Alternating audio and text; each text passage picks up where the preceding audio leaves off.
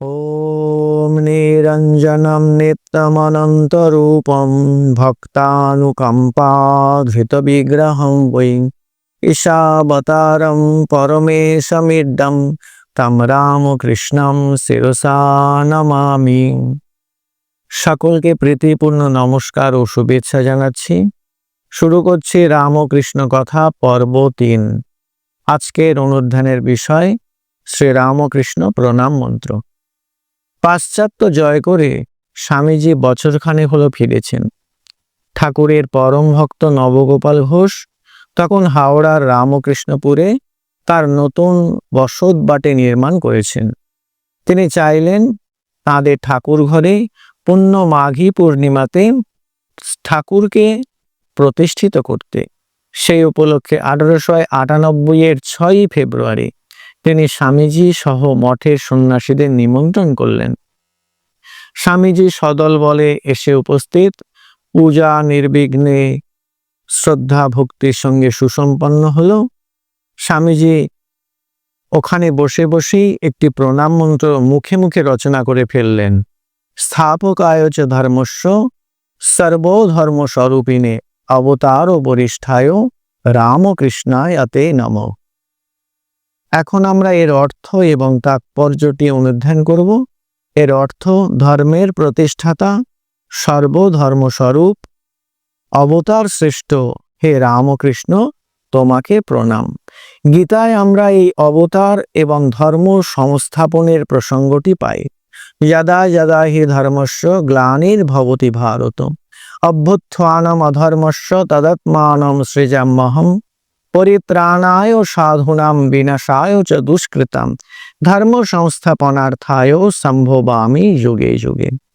বলছেন ধর্ম সংস্থাপনার্থায় সম্ভবামি যুগে যুগে। তিনি ধর্ম সংস্থাপনের জন্য যুগে যুগে অবতীর্ণ হন। এখন ধর্ম কেন তার সংস্থাপনের দরকার হয়? কেননা ধর্ম মাঝে মাঝে গ্লানিযুক্ত হয়ে যায়। তখন সেই গ্লানি নিবারণ করে ধর্মকে পুনঃপ্রতিষ্ঠিত তিনি করেন। মানুষ যখন ভোগ সুখের প্রতি অত্যাধিক আসক্ত হয়ে পড়ে, তখন তাদের বিবেক বিজ্ঞান লোপ পায় আর মূল্যবোধের চরমতম অবনতি হয়। আর এটিই হচ্ছে ধর্মগ্লানি। মানুষ যেন তখন পশুর পর্যায়ে নেমে আসে। আর ধর্মের উদ্দেশ্য পশুত্ব থেকে মানুষকে মনুষ্যত্বে আর তারপর তাকে দেবত্বে উন্নীত করা। স্বামীজি বলছেন যে অন্তর্নিহিত দেবত্বের বিকাশ সাধনই হচ্ছে ধর্ম। অবতার আসেন আদর্শ এবং আদর্শ প্রতিমা যারা আইডিয়াল আর আইকনকে রক্ষা করতে, আর সাধন করে দেখাতে কেমন করে আদর্শ স্বরূপ হয়ে ওঠা যায়। ধর্মের দুটি দিক, সাধ্য আর সাধন, লক্ষ্য আর লক্ষ্যে পৌঁছানোর জন্য অনুশীলন। ঈশ্বর নেমে আসে মানুষকে উত্তরণের জন্য। ধর্ম তো মানুষকে নিখুঁত করে, সর্বগুণান্বিত করে, মানুষকে দেবতা করে। এটিই হচ্ছে ধর্মস্থাপন। এই ধর্ম স্থাপন করতে ঠাকুর এসেছিলেন, শ্রীরামকৃষ্ণ এসেছিলেন সেই সর্বধর্ম স্বরূপ হয়ে উঠে ধর্মকে স্থাপন করতে।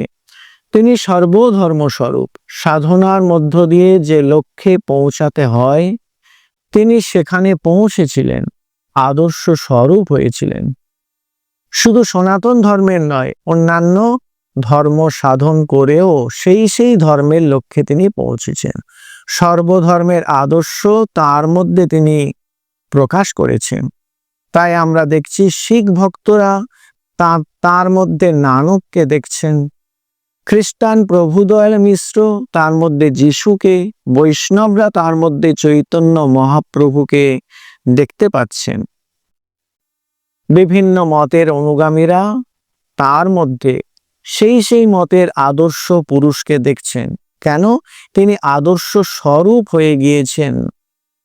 আমরা তার মধ্যে দেখি শ্রীরামচন্দ্রের সত্যনিষ্ঠা, শ্রীকৃষ্ণের অনাসক্তি, বুদ্ধের সংবেদনশীলতা আর চৈতন্যদেবের ঈশ্বর উন্মত্ততা আর সর্বগ্রাসী প্রেম।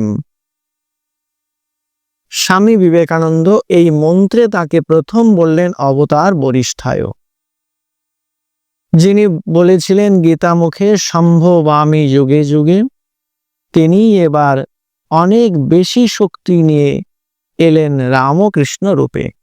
বহুবার তিনি ভক্তদের কাছে কখনো আকারে ইঙ্গিতে, কখনো স্পষ্টতই নিজের ঈশ্বরত্ব খ্যাপন করেছেন। অন্তর্ধানের কদিন আগে তিনি বলেছিলেন যে রাম যে কৃষ্ণ, সেই এই শরীরে রামকৃষ্ণ। শুধু রাম আর কৃষ্ণের যুগ্ম অবতার তিনি নন। কবির কথায় যত অবতার সমষ্টি সবার রামকৃষ্ণ রূপে এইবারে। স্বামীজি তাকে বলছেন তিনি অবতার বরিষ্ঠ। এ কথা বলে ঠাকুরকে বড় করতে গিয়ে তিনি কি অন্য অবতারদের ছোট করলেন? তা নয়। কাউকে ছোট করা শ্রীরামকৃষ্ণের শিক্ষা নয়। তাছাড়া রামকৃষ্ণ, বিবেকানন্দ কাউকে কখনোই ছোট করেননি, বরং জগতের সমস্ত অবতার আচার্য পুরুষদের অন্তরের শ্রদ্ধার্ঘ্য নিবেদন করেছেন। রামকৃষ্ণ ভাবের এটি শিক্ষা নয় কাউকে ছোট করা। আর আমরাই তো দেখি রামকৃষ্ণ সংঘের মঠ মন্দিরে শ্রীকৃষ্ণের পাশাপাশি বুদ্ধ, খ্রিস্ট তাঁদেরও জন্মোৎসব যথাযোগ্য মর্যাদার সঙ্গে পালিত হচ্ছে। তাহলে তিনি এমনটি বললেন কেন?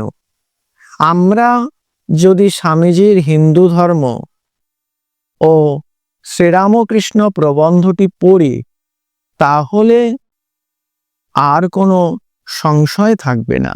এটিতে তিনি হিন্দু ধর্মের অবতার পরম্পরায় শ্রীরামকৃষ্ণের অবস্থানটি নির্দেশ করেছেন খুব স্পষ্টভাবে। যুগে যুগে যখন একই ঈশ্বর নররূপে অবতীর্ণ হন, তাহলে তাদের কি আমরা ছোট, কেউ কেউ বড় এমনটি বলবো কেমন করে? একই ঈশ্বর তো নানা নাম রূপ নিয়ে নররূপে নেমে আসেন। মায়ের কথায় এক চাঁদ রোজ রোজ, পূর্ণিমার চাঁদ আর দ্বিতীয়ার চাঁদ চেহারায় আলাদা হতে পারে, কিন্তু তারা কি আসলে আলাদা? না, একই চাঁদ, তাদের প্রকাশের তারতম্য। পূর্ণিমার চাঁদ পূর্ণচন্দ্র রূপে প্রকাশিত সর্বোত্তম ভাবে, তেমনি অবতারদের মধ্যে শক্তির তারতম্য নয়, শক্তি প্রকাশের তারতম্য। যুগে যুগে সমস্যা আলাদা আলাদা হয়। পূর্ব যুগে যে সমস্যা ছিল, একালের তুলনায় তা ছিল গোষ্পদ তুল্য। একালে যেন সমুদ্র প্রমাণ সমস্যা। তাই রামচন্দ্র শ্রীকৃষ্ণর চেয়ে শ্রীরামকৃষ্ণ অনেক বেশি শক্তির প্রকাশ নিজের মধ্যে ঘটিয়েছিলেন। ঠাকুরের এটি প্রয়োজন ছিল। রামচন্দ্র শ্রীকৃষ্ণ তারা অসুর বধ করেছিলেন স্থূলভাবে, কিন্তু শ্রীরামকৃষ্ণের ক্ষেত্রে সমস্যাটা জটিল। তখন সংশয়রূপ রাক্ষস গোটা সভ্যতাকে গিলে খাচ্ছে। শ্রীরামকৃষ্ণ এই সংশয় রাক্ষস নাশ মহাস্ত্রম রূপে আবির্ভূত হয়েছিলেন। তাই অনেক বেশি শক্তি নিয়ে তিনি এসেছিলেন। তিনি জ্বলন্ত বিশ্বাসকে আমাদের সামনে উপস্থাপন করেছিলেন। ঠাকুর নিজেই তাঁর একটি দর্শনের কথা বলেছিলেন। বলছেন, দেখলাম খোলটি অর্থাৎ দেহটি ছেড়ে সচ্চিদানন্দ বাইরে এলো, এসে বলল, আমি যুগে যুগে অবতার। দেখলাম পূর্ণ আবির্ভাব। এই যে পূর্ণ আবির্ভাব বলছেন তিনি, তাই স্বামীজি বললেন অবতার বরিষ্ঠ। অবতারদের মধ্যে শ্রেষ্ঠ তিনি। অতুলনীয় ঠাকুর সম্পর্কে তাই ঠাকুর বললেন, স্বামীজি বললেন, Ramakrishna Paramahamsa the latest and most perfect, অতি সাম্প্রতিক এবং একেবারে নিখুঁত। কারুর সঙ্গে কি তার তুলনা হয়? বললেন, শ্রীরামকৃষ্ণের জুড়ি আর নেই, অর্থাৎ তার মতো আর একটি তিনি খুঁজে পাননি। আর তাই তিনি সকলকে আহ্বান করলেন, বললেন যে তাকে নমস্কার করবে সে সেই মুহূর্তে সোনা হয়ে যাবে। আসুন আমরা তাকে ভক্তিপূর্ণ প্রণাম নিবেদন করি। জয় জয় রামকৃষ্ণ বাঞ্ছাকল্পতরু, জয় জয় ভগবান জগতের গুরু, জয় জয় মাতৃদেবী জগত জননী, রামকৃষ্ণ ভক্তিদাত্রী চৈতন্য রূপিণী, জয় জয় ইষ্টগোষ্ঠী জয় ভক্তগণ, সবার চরণ রেণু মাগে এ অধম।